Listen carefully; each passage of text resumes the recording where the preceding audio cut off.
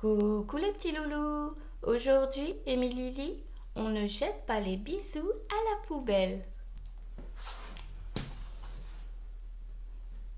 C'est l'histoire d'un bisou fait du bout des lèvres qui un jour tombe sur le plancher.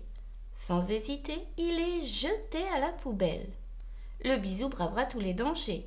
Le sac poubelle tout noir, les chiens, le vent et même les gens qui ne font plus de bisous depuis trop longtemps. Le bisou va-t-il réussir à s'échapper? Va-t-il retrouver sa place sur une jolie joue? Un album qui aborde avec tendresse les thèmes de l'amour et de l'écologie.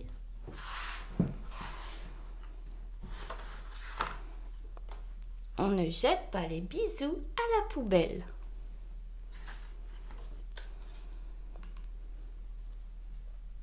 Un jour, un bisou, peut-être mal fait, trop précipité ou sur une joue mal rasée, tomba sur le plancher. Tout d'abord, ce fut une immense surprise. Les bisous n'ont pas l'habitude d'être abandonnés.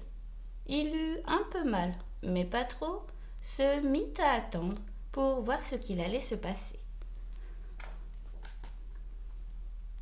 Il ne se passa rien pendant un bon moment.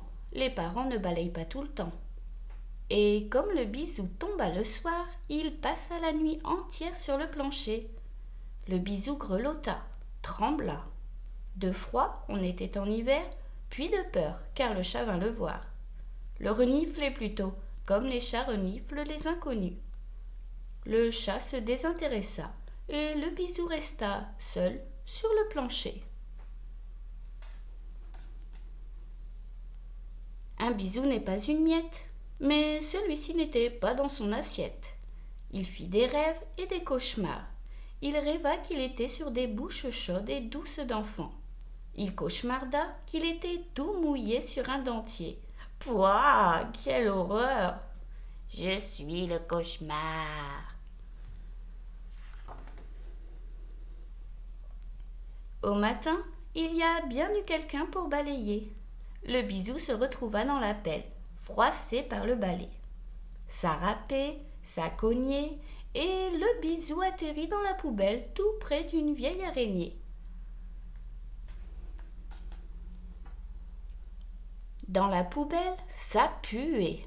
Ça empestait le vieux café, le pain rassis, la salade moisie. Pauvre bisou, sali, un peu abîmé, même pas l'envie de discuter le bout de gras avec une feuille de laitue. Il se recroquevilla, bien incapable de bouger, bien incapable de s'échapper. Il faisait sombre depuis que le couvercle de la poubelle s'était refermé.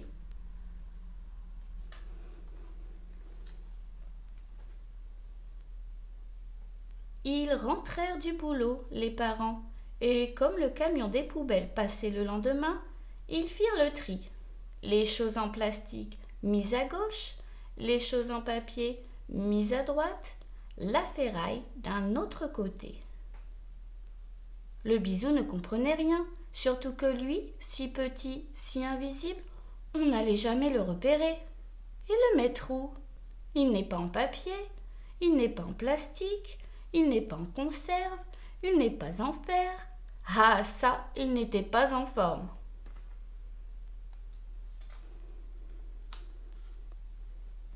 Et personne ne le vit, pas plus que ne le sentit. On le mit avec le reste, ce qui part dans le grand sac en plastique. Ce sac que l'on dépose devant la porte pour que le camion des poubelles l'emporte. Et le camion arriva. Gros gyrophare orange et bruits assourdissants. Bisou eut très peur quand le sac fut jeté dans la benne. Bisou fut ballotté, malmené, emporté, secoué et même un peu blessé. Un tout petit coin du bisou s'était déchiré.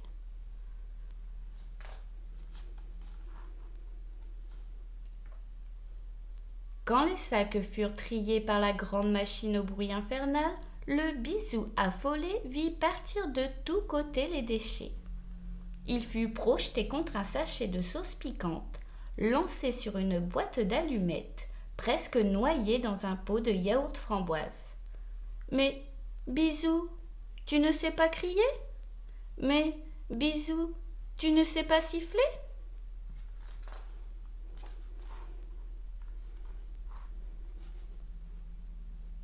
La machine infernale crachait, pestait, broyait.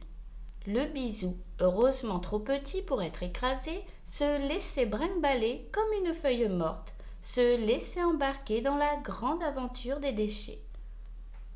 Ils en firent des cubes, des monticules, des autres déchets, et même tout fut brûlé.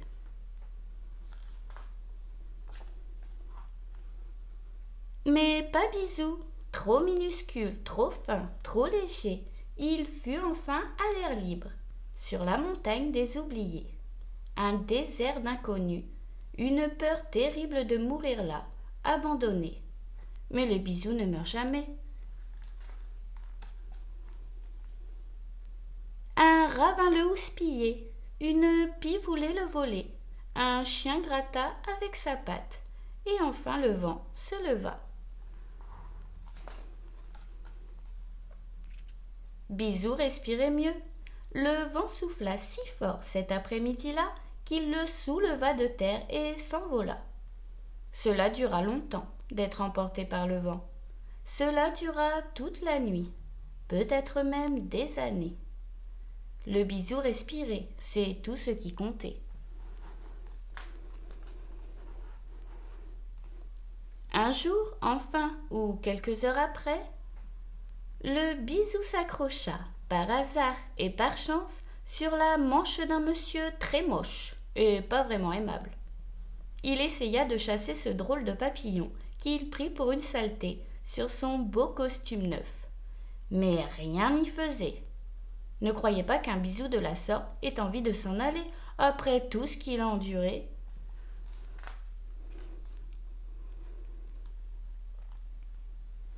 De toutes ses forces, il resta agrippé, et le monsieur très moche et pas vraiment aimable fut bien obligé de le ramener chez lui.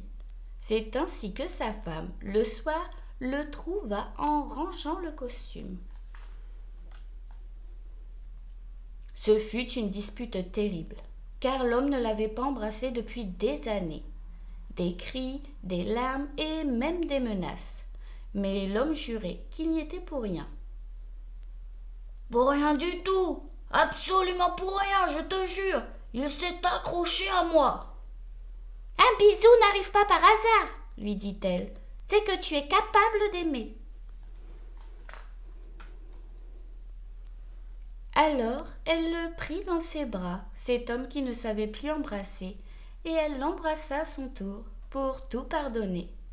C'est ainsi que le Bisou fut réconcilié et même sauvé, dans un très long baiser que seuls les amoureux savent faire. Les bisous ne meurent jamais. Si tu as aimé mon histoire, abonne-toi.